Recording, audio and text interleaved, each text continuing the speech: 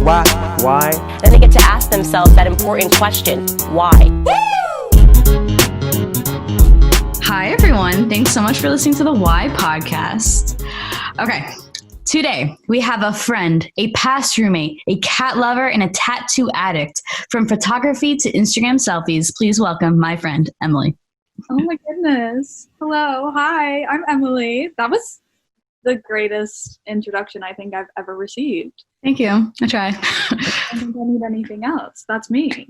You're like, that's it. That's Yeah. what I have to offer. This is it. No, you have way more to offer. Stop it with that. Come on. I don't want to hear it.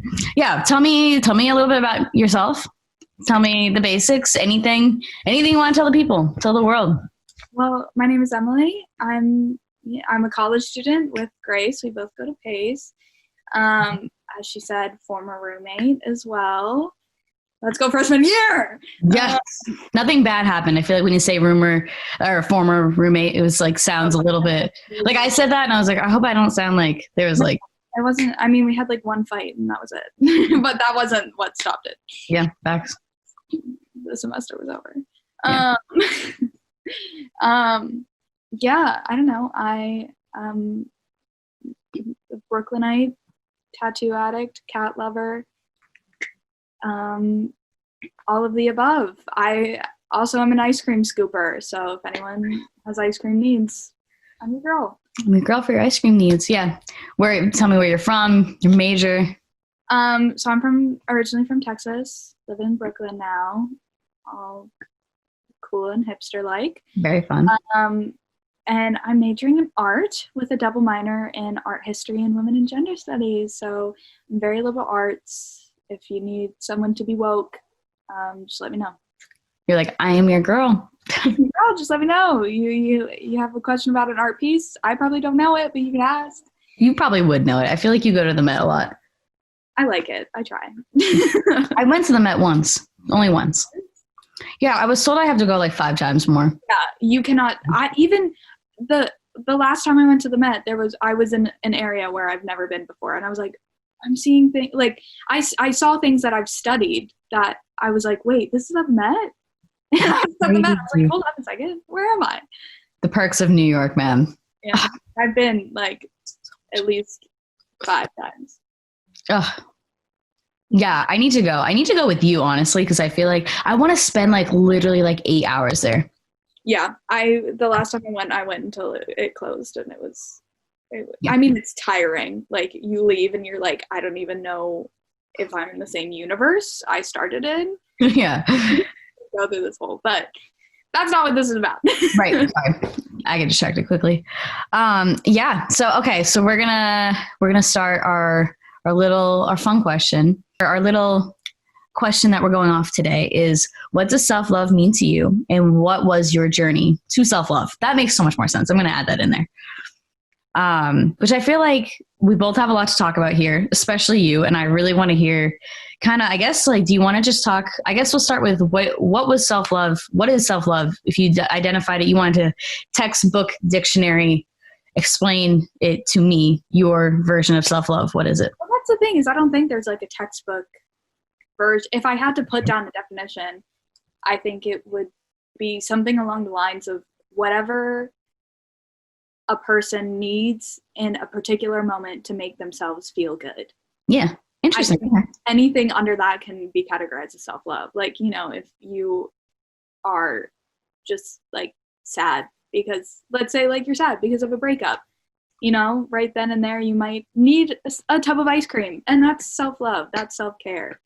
All the time. But self-love could also, like, doing acts of love for yourself, treating yourself as if you were a significant other or a loved one, I think could also be self-love. Like, I love that.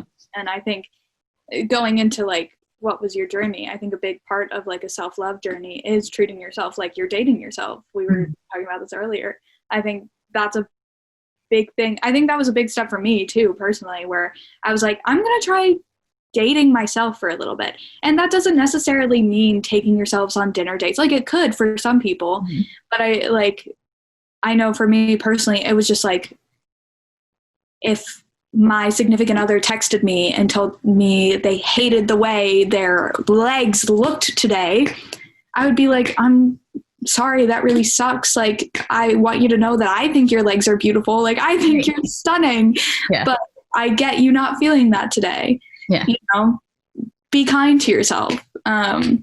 So to answer that long story short, I don't think there is a textbook definition to self-love, because it's different from person to person. Yeah, I totally agree with you. Yeah, that's what's so beautiful about it too.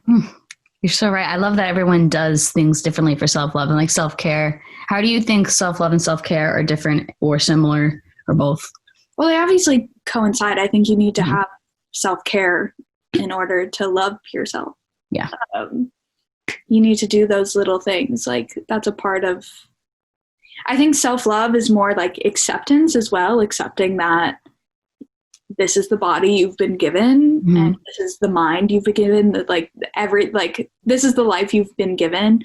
And obviously everyone's life is different, but it's what you've been given, and that is something we need to accept. And I think that goes more with just like self-acceptance and stuff like that.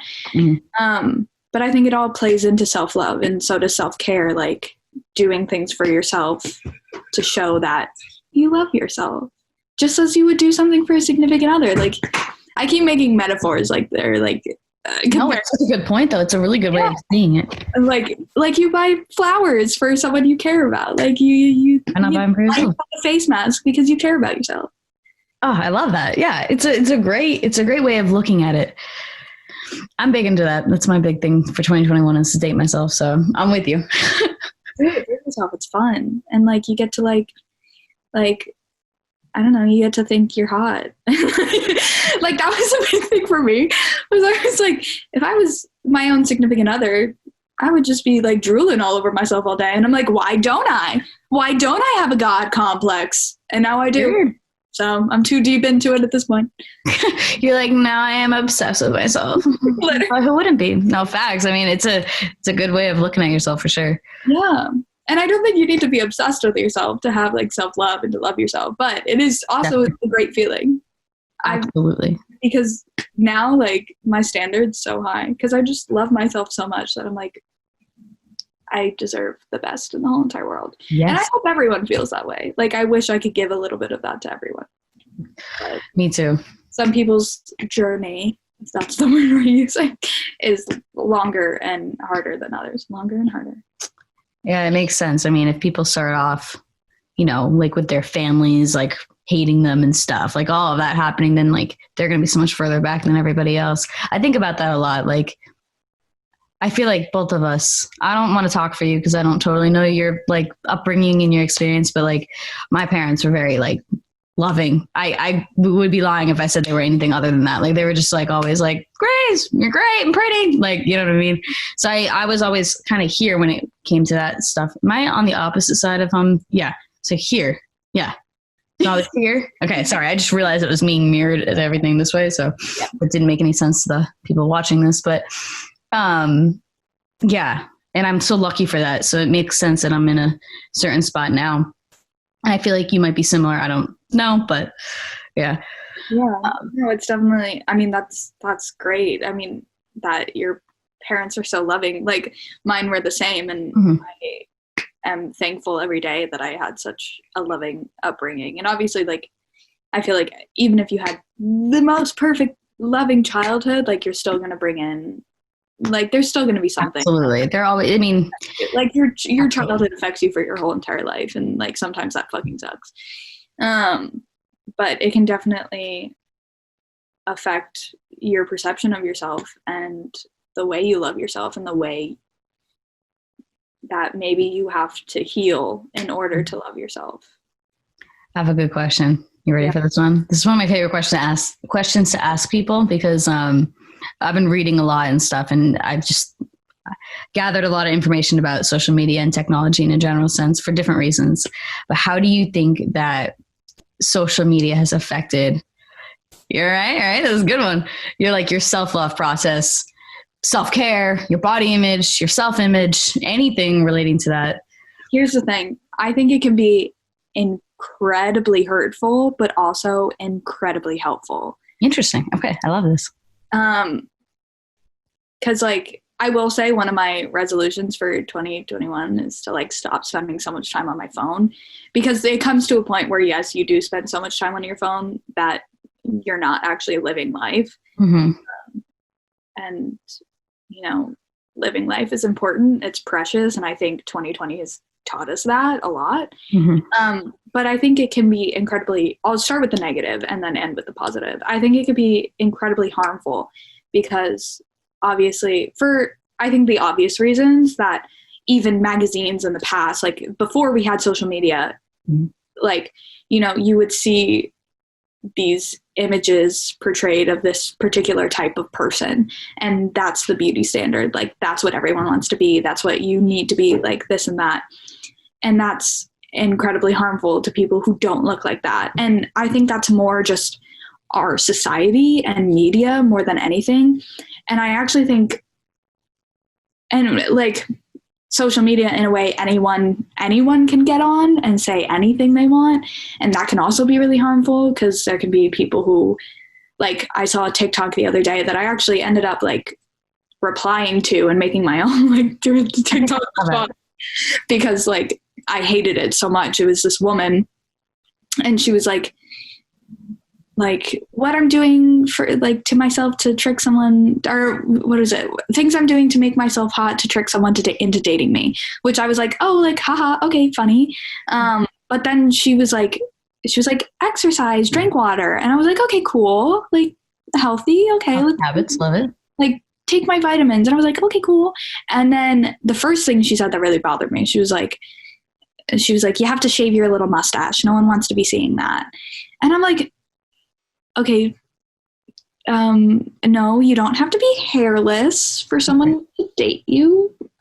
You really don't. I've dated someone who actually preferred like that I had armpit hair. Like, right. Like, you know, you don't, and she gave negative connotation if you didn't. She also was like, what did she say? She said like do face masks and stuff, and do like this specific like lip mask. And she's like, if you know what this is, you're golden. If you don't, no one wants to be kissing your crusty lips. Which I was like, okay, like, ouch. Yeah, like, ouch. Like, you know, cool. Like, you use this face mask and it makes your lips super smooth. Like, that's awesome for you. But don't tell me no one's gonna want to kiss me just because I don't use it. Like, you know, like, that's harmful. Like, you know, you're setting this standard to where you're like, I'm the best, do as I do, or else negative, you know? And she also said like, put on like self-tanner, which is someone who has grown up like very pale and being like ridiculed for like my skin tone, which like, there's a whole lot I could unpack there. Also, just obviously I'm very white, and I'm very like, there's a lot of privilege that comes with that. But I was teased when I was younger for being so pale. People would ask me if I go outside.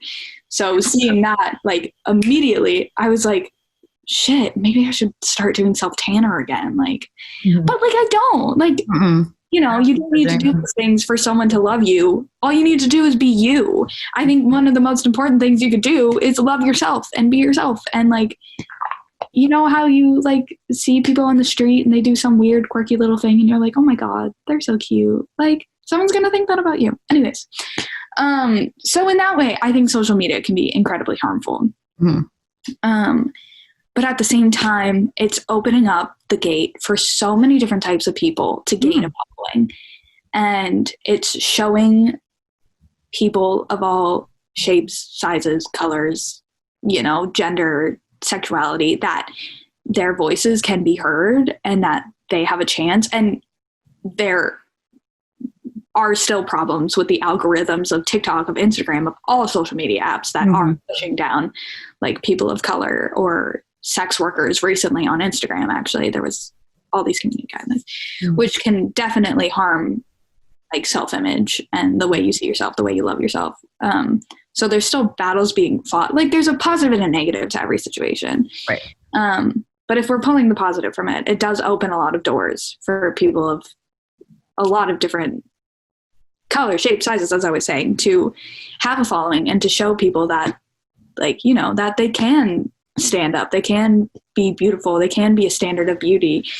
And I think that's awesome. I think that's a positive of it. And I know for me personally, like, even just getting past that, like, because some people are so mathematical about social media.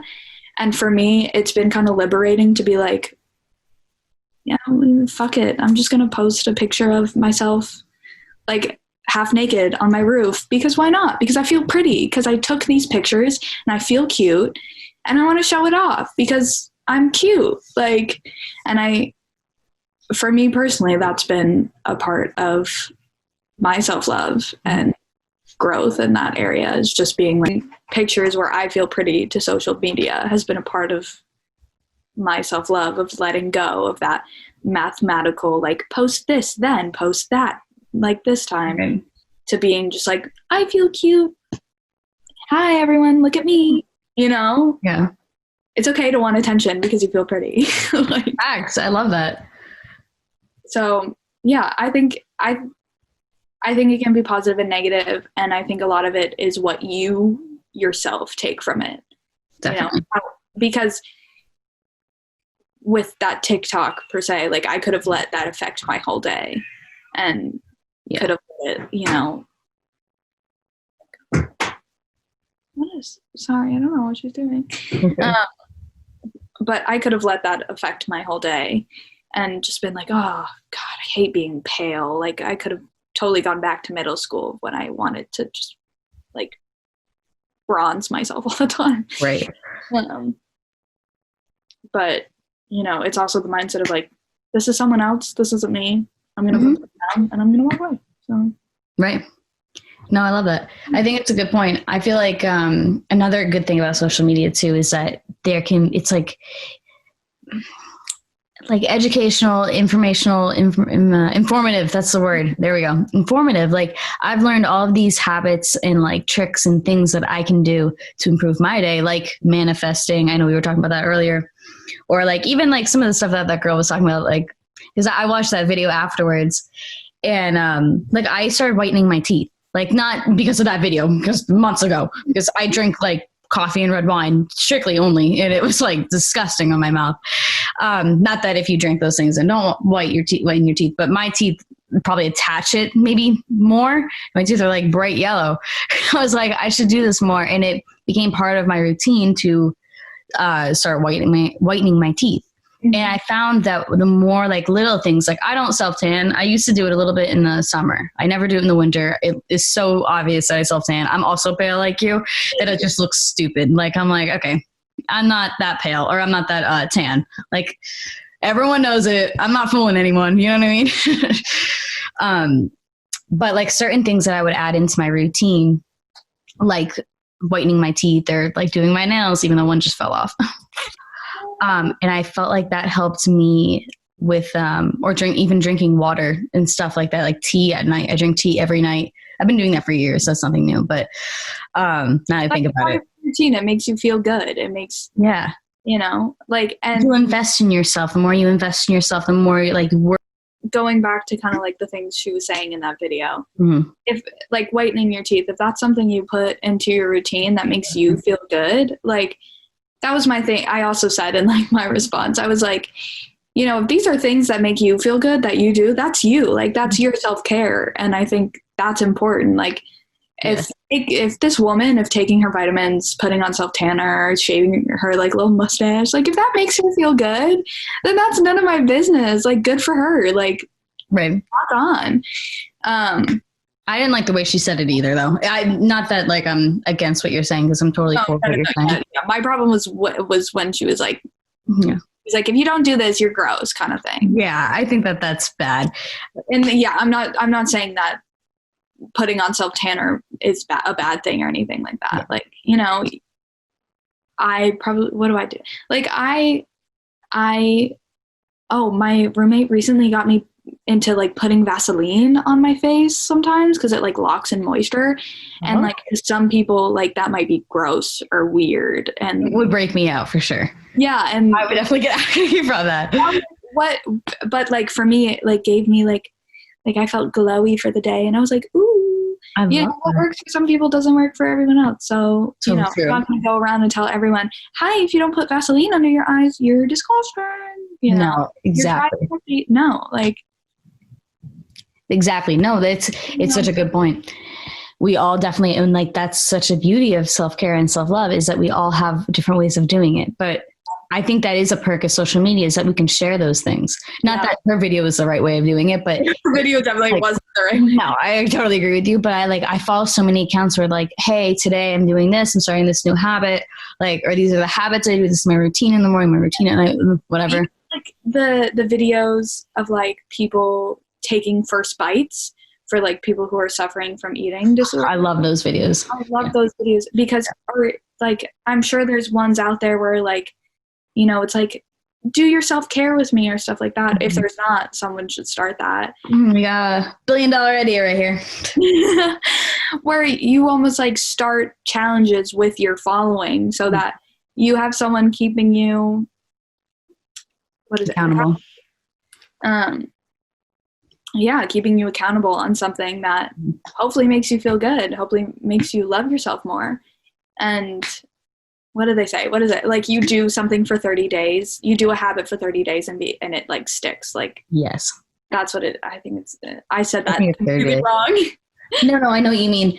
That's one of the reasons I feel like, how like everyone's kind of talking about how's COVID affected us? Like how's quarantine, pandemic, whatever. I feel like one of the best things that happened to me during COVID and a lot of my friends is that we built up routines. And I think even with you, you've built up routines. Like people, we built, because it was like, what the hell else do you know? Like, what else are you going to do? Like, might as well just like do whatever makes you feel good, whatever makes you happy, and then can set you up for future happiness. That's one of the reasons I'm so like anal about certain things now is I'm like, if I go back to New York, I want to keep this going. Yeah. And I think 2020 was a great time for people. I feel like I saw a lot of people do a lot of soul searching. We'll say I sound so like, ooh. No, trust me. But, I'm very loopy like that, so you're good. But it gave people a chance to really soul search and like look inside themselves and be like, okay, I'm stuck inside with myself now. Now I have to face myself, like, and I feel like, excuse me, I feel like the whole world grew a lot.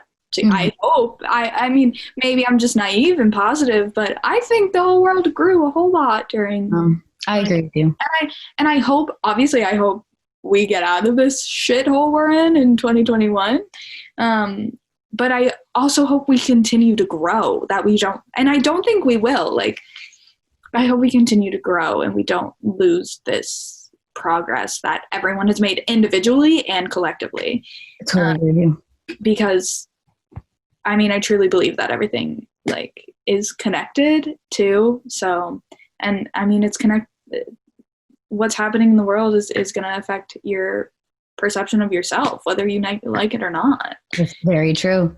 Yeah, no, absolutely. I am a firm believer that everything happens for a reason. And I think that people have a tough time hearing that for obvious reasons because they're like, well, I didn't have to go through this to be this way. And I think that it's fair. I hear you. Like, I hear where that is coming from. But also, like, you wouldn't be where you are without whatever the experience is.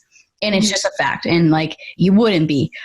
Your output of yourself, how you feel about the world or, your family, your friends, the economy. I don't know. The economy just was in my, that video where it's like, I'll buy it. It'll be good for the economy. It's been in my head all day. I love that video. It's so funny. It's so bad for my bank account, but I love that video because everything I see in that video is like people are actually buying cute things. Yeah, no, deadass. Yeah. Love, baby. Sometimes you got to spend a little to love a little. Dude, the amount of money I spent on myself for self-care, like, so bad. I went to Target today.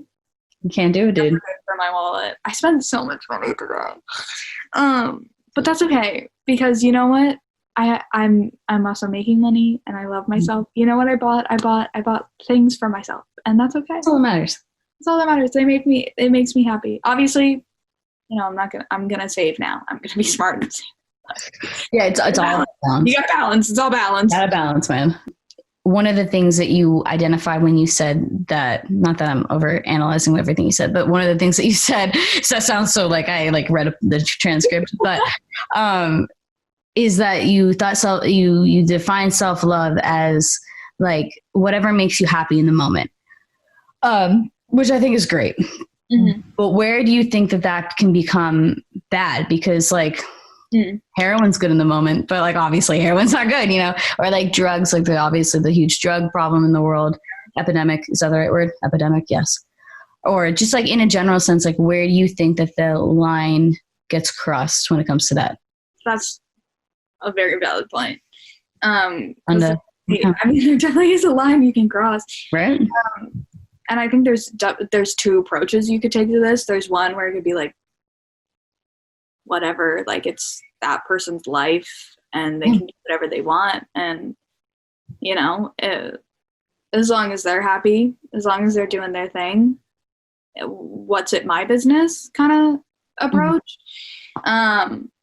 Or you could go in and be like, well, obviously there's a line. We don't want people like, you know, in the moment, like,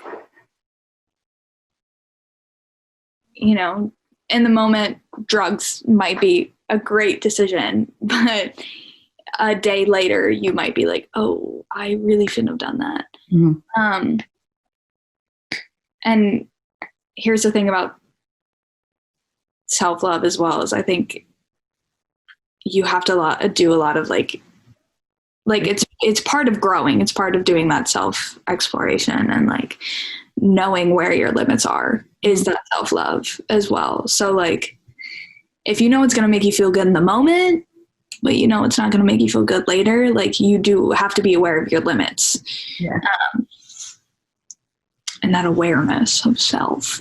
Self-awareness. Yeah. And I think also if you do overstep that boundary, part of self-love is forgiving yourself for doing that. I think a huge part of self-love is forgiveness, especially of the self. I don't think society puts enough emphasis on forgiving yourself. Because we're the ones that are with ourselves 100% of the time. We're the ones who always know what we're thinking, what we're doing. So like, you're the only one that knows you accidentally like, you know, spit on the sidewalk and then that old lady stepped in it, you know, she probably doesn't even know. Yeah. Like you need to like forgive yourself for spitting on the sidewalk. Basically, no, I'm kidding. That's fucking fun. That's a great example. Maybe put some good karma into the universe. Yeah. You know, if you feel bad, if you do something like, maybe not like if you kill someone, you should probably like do something better than just some good karma. Right. We might need to talk to that person a little bit. In jail or something, whatever. But you know, and little things like that, you know, if you've hurt someone's feelings, if you've broken someone's heart and you feel guilty about it, part of it is forgiving yourself, knowing that you did it because it was right for you in the moment, and you can't go back and change that. And then put some good karma into the universe, or put some good karma towards yourself. Like, just do something good for yourself because you deserve it. You don't have to feel guilty. Especially with relationships like that. That's another thing that 2020 helped me with. I'm assuming it helped you with too. But relationships, you know, you should never put more effort into a relationship that someone doesn't put in, if that makes sense. You shouldn't be putting more effort in than someone else. I mean, a relationship is always 50-50. Like, should always be 50-50. Always be 50-50. And I think you should never be putting more effort into a relationship than you're putting into yourself. Oh, true. Absolutely. Totally agree. I also think it's valid to, I think you would say this too, it's valid to put yourself before certain relationships a lot of the time. Of course. Yeah. Yeah. like, yes, I think it is. 2020 has taught me about boundaries. So boundaries are a part of self-love for sure. Like knowing your boundaries, putting those boundaries in relationships. Mm-hmm. And, you know, like, yeah, what you said, ditto. Ditto, man. Yeah. Well, I mean, you said it. No, that's really what it is, man. Just, yeah. I like, cause as you're talking about forgiveness and stuff, I think about it. You should never, naturally we're going to feel guilty about certain things that we probably don't need to feel guilty about, but you shouldn't feel guilty. You shouldn't have to feel guilty about realizing that a relationship is toxic, or a person or something in your life is toxic or uncomfortable or makes you feel bad about yourself. Yeah. Long-term, short-term, whatever. Like, and I also think about a lot of the time, how are relations long-term going to affect me? You know, what is this person going to do for me? Not do for me, like, you know, give me money, like, but like, how is it going to like affect me, and how is it going to affect me long-term? Yeah. That's huge too. Because not a lot of people do that too. I think that's a part of self-love, and like knowing your limits, knowing your boundaries, knowing, you know, taking a step back and being like, wait a second, how is this going to affect me and myself? Because this is my life, and you know, You have control. even though this person is a part of it, I'm in control. I need to put myself first.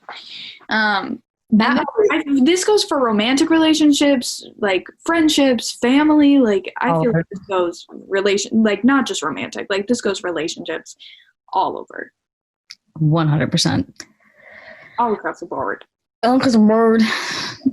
Matt used to tell me that. Matt's a mutual friend.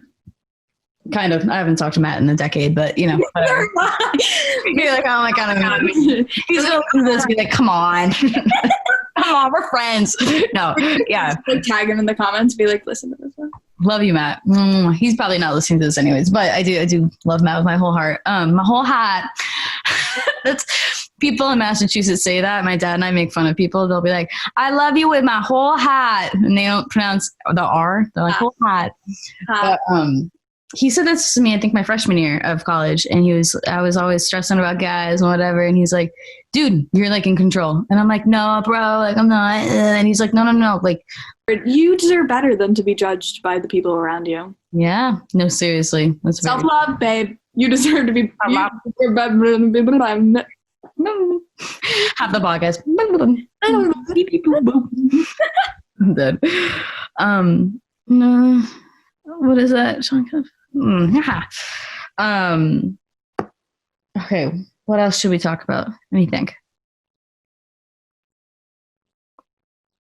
Tell me about your self-love journey. I feel like, you know, you can start off with if you want to, whatever you're comfortable sharing with, of course. I like how I put my hand up, like you can see it, but it's always over here. It's like, doesn't even make any sense. Yeah. Yeah. Well, because I know you well enough to know that you've been through some rocky roads with self-love. Yeah. So tell me. Yeah.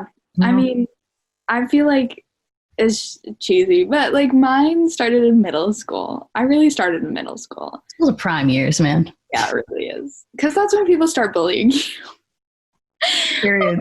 That's when you start getting like a sense of self, and you're like, oh, I feel like in middle school you realize you can be perceived, and you can perceive other people and have your own opinions about other people, and people aren't afraid to express those opinions. So I got told very often that I was too pale, or like people would ask me if I go outside, or they would ask me, I had multiple people ask me if I was anorexic as well, because I was a stick. I was very skinny. I didn't have an eating disorder or anything in middle school, but I was very skinny.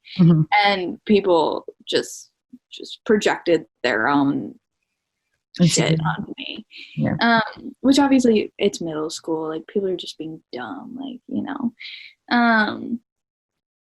But it really started there because I realized I just wanted to fit in. Like I just had such a deep desire to just fit in and like be cool. Because like who doesn't? And here I am now, like a hipster wanting to be the outcast. Anyways. I'm literally now complete opposite. I'm like, wow, I'm so different and unique. Like and me, quirky. Yes. I'm exactly like every other white bitch out there. And I'm okay with admitting that. That's self-love, sweetie. But no, in middle school, I actually had a teacher, my health teacher. This has always stuck with me. I think this is a great story, actually. We were in health class and we were sitting there and he just kind of randomly was like, who here thinks that they don't care about what other people think? And of course, like all of us raise our hand and we're like, yeah, I don't care. Like, angsty. We're like, yeah, we don't care. Like, you know, we're cool. We do our own thing. And he's like, the majority of y'all are lying. Like, and you're lying to yourselves. And we're like, what? And then he points to the whiteboard at the back of the classroom and he says, I think that whiteboard is perfect. That is the most beautiful whiteboard I have ever seen in my life. And of course, kids start chiming in and they're like, no, like there's a mark right here. It's not clean. It's dirty. Like, you know, this, that, and the other. And he goes, see, like, I think that's beautiful. I think that's perfect. Mm-hmm. But your perception of beauty is, he said this like so middle schoolers could understand. Right. But he was like, your perception of beauty is different than mine. Yeah. And that's where it really hit me, where I was like, I can't keep trying to be everyone else's perception, like everyone else's definition of beautiful, because that's exhausting. Mm-hmm. Like, you have to be your own definition of beautiful. Yeah. You have to be your own definition of beautiful because you're the one that's living with yourself. You know? Yeah. It is your world and everyone else is living with it. I don't care what people say. It's your world and everyone else is living with it in it. Like, you know, so that stuck with me a lot. And so I kind of started getting a taste of like individuality and like self-love in middle school and like really what it meant to just like do things for myself and like be myself, because I am myself. Myself. Take a shot every time I say myself. You're on the floor. You're on the floor. But it really started there, and it took a lot of work. In high school, I started having my first taste, I don't know, that's probably the wrong word, but my first experience with anxiety and depression, which of course really affects your perception of yourself and the way you love yourself and the way you see yourself. I also went through, I don't know if you would call it an eating disorder, but my anxiety got so bad that I did stop eating. So I lost like over 10 pounds. Like I went reaching 100 pounds. I know this is, if you have trouble with numbers, like skip ahead a couple seconds. But for me, being so skinny, reaching 100 pounds was like a landmark. Like I was like, oh, raise the flags, I did it for me. And so when I went through that time of my life where I stopped eating, I went down to back to 93 pounds. And that was terrible for me. That was because I looked sick. Like I didn't look good. You could tell I wasn't eating.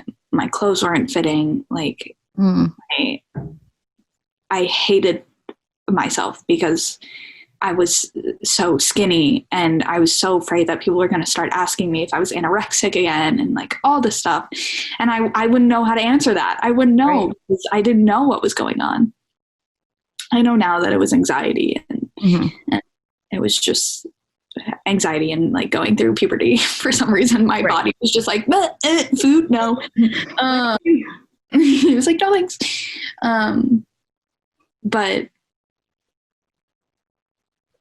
I had went through that in high school, so that was obviously a big part of that journey. And right before I went through that, I was at a peak in my in my self-love and my perception of that. Like right before it, I just dyed my hair blonde. Like I thought I was so cool and pretty. I was like, oh my gosh, I'm gorgeous. Like my style is so cute. Like, just like thinking I'm great, like as I should. Right. And then all of that, my boyfriend broke up with me, started dating my best friend. Like, oh, right. Yeah. And then that sucks. Yeah. All that. And then all that eating stuff happened. And then it was bad. So it was a really hard time. And I was like, really, this happened right as I started to really, truly love myself. And that kind of made me realize that it's never going to end. Like this journey, self-love journey is never going to end. Like you always have to keep growing with it because life is going to keep throwing stuff at you and you have to keep going with it. And you're going to learn a lesson from every little thing you go through. And you're going to take that with you. I'm sure there's someone out there who's learned a lot more lessons than me and might be listening to this and is like, it's like, she knows nothing. And you're right. I don't know anything. Naturally. We all think that we are like, we know so much. Yeah. Right, compared to the next guy, but there's always going to be more. And we know what we need to know right now. Yeah. Yeah. There's always going to be people that know more or know less than you. Yeah. Always. Knowledge is subjective. Anyways. Everything is subjective. Anyways. But yeah, that was a big part of it. And then I got to college and freshman year, I had no idea who I was. I had this whole like crisis of self. Yeah. If you follow the traditional path, I feel like everyone goes through that freshman year and is like, who am I? How do I make friends? It's normal to go through that. And I started therapy and that really helped. I'm on Valentine's Day this year, I've been in therapy for over a year now, but with my specific therapist who has helped me grow so much, on Valentine's Day, it'll be a year. So I'm very excited for that. That's so cool. Yeah, but anyways, therapy helps. Therapy helps a lot. And right now in my self-love journey, I think I'm a badass. I'm starting, when I see this image in my head of who I want to be, who I've always wanted to be, and I'm starting to become that, and it's beautiful. Like, I sometimes I sit there, like, I have tattoos. I had this the other night where I was sitting there and I was like, oh, I should have never got tattoos. I would be so much better without them. Like, I was just picturing myself, like my skin, like without tattoos and like just like a blank canvas kind of. And I was like, oh, that would be so pretty. Like, why did I do this to myself? And then I was like, wait a second. No, when I picture the perfect version of myself, when I picture who I want to be, I have tattoos. Like, right. I have tattoos. I'm filled with works of art. Like, and I think that's beautiful. That's part of who I want to be. That's part of why I love myself. Yeah. So I'm growing into the person I've always wanted to be, which is great. Beautiful. Absolutely. Yeah. I'm a very visionary person, so I know what you mean when you're like, I'm picturing who I want to be. Because I'm constantly mood boarding and picturing and planning and spreadsheeting. And I know my dad's probably listening to this, and Dad, shout out to you for that, because my dad's the same way as everything. Oh my God. I love your parents. Sorry, I just realized they're going to listen to this. Hi! Hi, Mom. Hey, Dad. No, literally. But yeah, no, I think it's the best way of continuing to grow. No, yeah, I think like change is so healthy. Like we're always supposed to be growing and changing. And I like set goals, weekly, monthly, daily goals to always continuously change and improve. Mm-hmm. Especially like, I know we both have had different like depressive episodes. And once you go through them, and like, I know like I'll look back at like Snapchat memories of different things. And like, it makes me like cry. Because I'm like, I would never, ever, ever want to be back there. And I feel like a lot of people feel that way when they look back and they're like, I just never want to be that. I almost have like a phobia of not a phobia, but I think it's important to recognize, like, as much as you can't live in the past, I think it's important to respect the past. Yeah, absolutely. Thank your past self for learning so much and going through so much, and say, like, I bid you adieu. And, good for you, but we're going to go over here now. Yeah. Take what you've learned, but also let it go. Yeah. Yeah, definitely. Yeah, forgive yourself, let it go. I think it's a great message as well. Yeah. So Emily, please, with all of the experience of self-love, it sounds condescending. It wasn't meant to. I'm being serious, but like, give the audience, not me, and me, because I'll probably jot these down later too. But give the everyone's going through their own self-love journey constantly. Obviously, this is a perfect time in our world right now to improve ourselves and change and self-love and journey and growth. I just put a bunch of words together and called that a sentence. But what are your tips? What do you suggest? What do you encourage? What do you think that the people listening should do for their own self-love journey? Yeah. I mean, obviously I am no expert. I don't have a degree or anything. Not yet. It's not even going to be in this, but anyways. I'm no expert, but you're your own expert. You're going to know what's best for yourself. Mm-hmm. So I think personally, a great thing to do is, in my opinion, is think, think about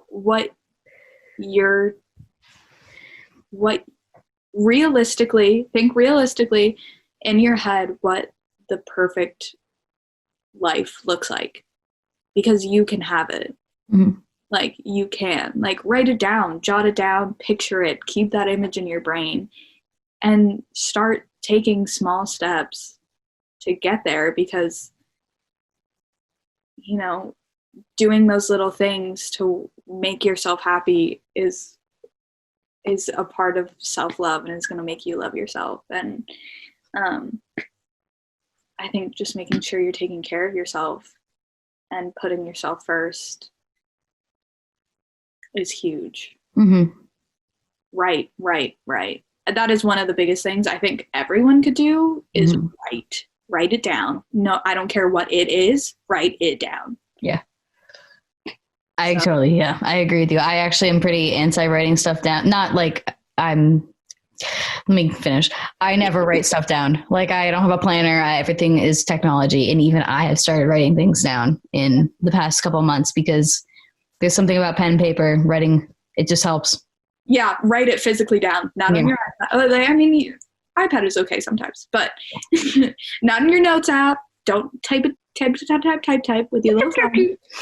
Write it down with a piece of paper and a pen. Because then if it's like, if it's anger, if it's something like that, you can burn it. You can do whatever you want to that piece of paper. You burn it. Yeah. Love it. But write it down. Piece of paper and write it down and whatever it is to you, it's different from person to person. For me, my it is manifesting, or like when I'm feeling really sad, just writing down my thoughts and feelings. Write it down. It helps. Get it out of your brain. Write it down. Yeah. Write it down. Yeah. Having an existential crisis, write it down. Going through a breakup, write it down. Give me a novel, baby. I love that. I also love manifesting. Also, I think that, I don't know if this is a scientific fact that's on TikTok, so the credibility here is not at the highest of the high, but I heard if you write down your manifestation, your affirmation, whatever it is, it's supposed to be better, more powerful, more manifesting if you write it versus if you think it. And if you say it, it's helpful too. So that's one of the big reasons I started. I was like, fine. All right. And then it's like actually a really great thing. Yeah, it is. It's great. And it sticks in your head more. Yes. The more you write it down, the more you I think that's really how the law of attraction works, is you're focused on it, like obviously, but yeah. I don't know. I need to read more books on the law of attraction. Don't listen to me. Hit up Katie. She's definitely got like 35 books about manifestation. Thank you so much for being on the podcast. I really appreciate it. Thank you. I miss you so much. I cannot wait to be in New York and just seeing you. Yeah.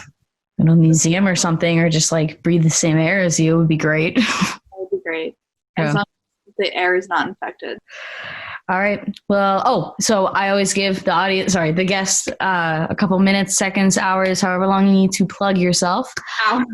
I'm going to take a whole other hour. Just go for it if you want to. I've had guests take like 20 minutes on plugging themselves. So really? Yeah. Well, then they'll go into something and, naturally they'll go into a story and, whatever. But yeah, plug yourself, dude. Yeah, you can follow me on Instagram. It's at Keegan Wolf, KEEGAN.WOLF. That is my last name, if you wanted to know. Follow me on Instagram. I forgot. I was going to plug other stuff, and I can't remember what it was. Oh, follow me on TikTok. I'm really funny and pretty. It's Sugar Loaf Poop. So SUGARLOAFPOOP, Sugar Loaf Poop, all one word. I'm really funny and pretty, and you can see the video we were talking about earlier where I replied, and you can see that one thing. I think that's it. I'm more active on Instagram than anything else. So follow me on Instagram if you want to be friends. I'm always here for friends. Please be my friend. That's it. I think that's it. All right, cool. Nice. Perfect. All right. Well, thank you for being on the podcast, and I shall see you soon. And as always, stay curious. Thank you so much for listening to the Why Podcast. Make sure to follow us on Instagram at why.official.podcast. If you're interested in being in the next show, hit the link in the bio. Tune in next week for another episode of the Why Podcast. And as always, stay curious. Bye, guys.